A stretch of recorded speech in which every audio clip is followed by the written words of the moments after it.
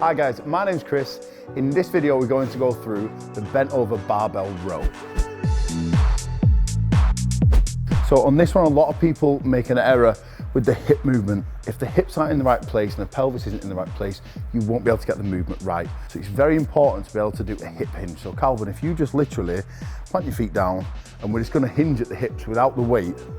So just pushing your bum out. So you see here, keeping the chest up, pause there. So that's gonna be your bottom set position with the bar. But if you can't get this position with your back straight and supporting it through the hamstrings and glutes there to set that position, you won't be able to do this exercise. So just be aware of that. So with that in mind, we're just gonna set now, get into a deadlift position. So bring the bar right into you. Hands just outside your knees a little bit. Okay, from there, we're gonna lift up to start at the top. Then we're gonna go into our hip hinge. So just sitting the hips back, sliding the bar down your legs, pause there. From here, we're gonna focus on pulling those shoulders back, elbows back and up and the bar in just towards the bottom of your stomach or your hips.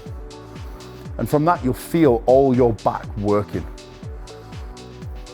So we're right in here, going down. We'll feel the spine erector slightly holding the position. We'll feel the lats and slightly into the upper back as we pull and row. So one last thing before we finish. So we see people tuck right under sometimes. So as they lift, they're right under here and their quads are holding a movement, not the hamstrings and glutes. So they tuck there and then it's more of a shrug. Whereas we need to lean, get the hips in the right position here, and then we can row, trying to keep the chest down. So we're here, rowing through.